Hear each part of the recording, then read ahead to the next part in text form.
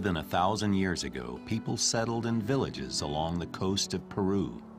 Mostly fishermen, they slowly expanded their settlements inland, where they farmed in the river valleys that run up into the highland plateaus.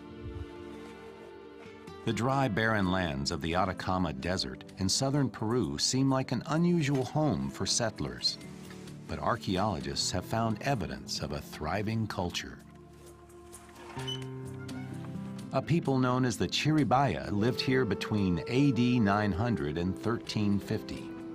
They lived in large houses made of cane and mud. Builders constructed complex irrigation systems that brought water to farms where farmers cultivated beans, peppers, and squash. The Chiribaya eventually disappeared, but more than 600 years later, bioanthropologist Sonia Guillen and her team of archaeologists are searching Chiribaya burial grounds for clues to their way of life. Many bodies have been naturally preserved as mummies for centuries. For these archaeologists, the mummies are silent yet powerful messengers from another time.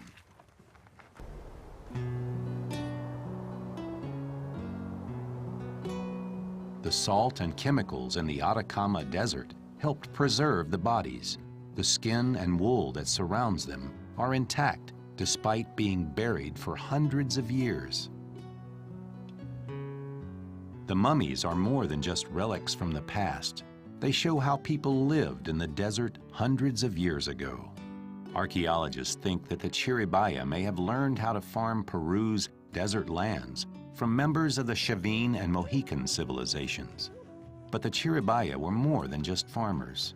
Their wool clothing is proof that the Chiribaya kept domesticated llamas and used their wool to design beautiful textiles.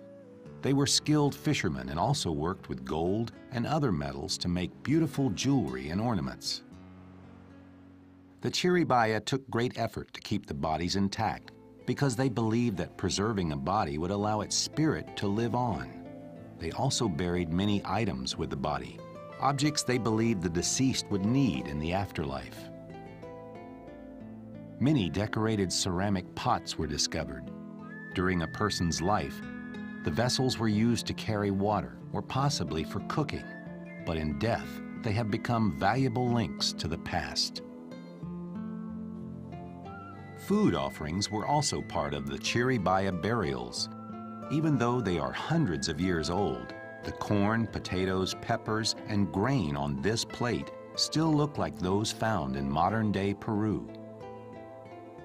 Everything the archaeologists recover is brought to the Centro Malqui Research Complex. It houses a remarkable collection of ancient peoples from the Western Hemisphere. Some 400 mummies and the skeletal remains of another 4,000 Chiribaya are carefully cataloged and stored here. The dig season is almost over, but Dr. Guillen and her team have found one last tomb. The position of the roof stones indicates a well-constructed burial chamber. The rectangular tomb holds a mummy, intact and tightly bundled inside a striped blanket. It's just a short truck ride to the research center, yet it's a journey unlike any this Chiribayan could have imagined. Once inside the research center, Dr. Guillen and her team prepare to learn more about their new arrival. Inside the Centro Malqui darkroom, the X-rays develop in minutes.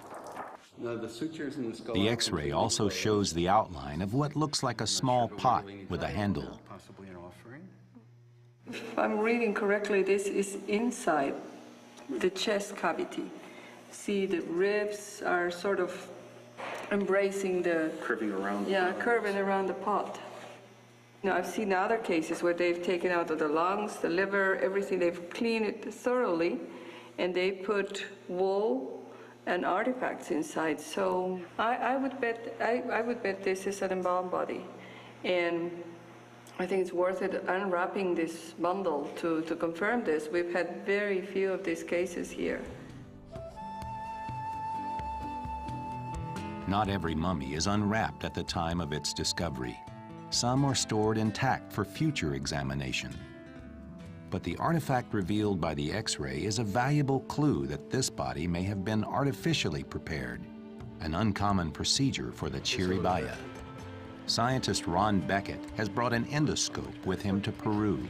With the device, he and Sonia can examine the interior of the mummy to confirm the location of the ceramic pot shown in the X-ray.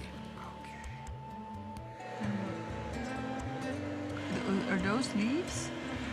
This is, yes. That is a leaf inside, there. Coca leaves, sort of coca inside and outside. Yeah, there's a forest of leaves here. Oh, wonderful, this is... Right. You know, coca Try and get a being... better shot of it. Being a sacred plant and really important part of Andean rituals, you know, it's really not surprising to find it outside the body, inside the body, all around this funerary activity connected to this processing of the body. He probably was 60, 70 years old. He must have been very important for other people as they put so much effort and so much time on making sure that he could still be part of their lives after he was gone.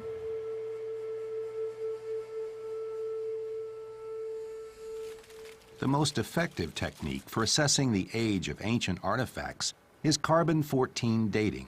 But Central Malqui doesn't have the technology needed for the process. Sonia must ship her samples to Geochron Laboratories in Boston, Massachusetts. Plants and all other living organisms, including humans, continue to take in carbon-14 until they die. Once the organism dies, it ceases to absorb carbon-14, so the amount of carbon-14 in its tissues steadily decreases. As the carbon-14 extracted from the cocoa leaves is counted, a curve builds on the graph. The higher the curve, the larger the amount of carbon-14 in the sample, so the younger the material. For cocoa leaves, we already calculated it. It's 600 years plus minus 40. That dates the mummy's time of death somewhere between 1350 and 1450, close to the end of Chiribaya culture. In the years ahead, Dr. Guillen and other scientists will continue to study artifacts and mummies that date from all phases of Chiribaya history. These messengers from the past will help create a more detailed picture of this lost civilization. How are archaeologists learning about the culture of the ancient Chiribaya of Peru? A. From ancient writings left by the people. B. From the ruins of ancient cities.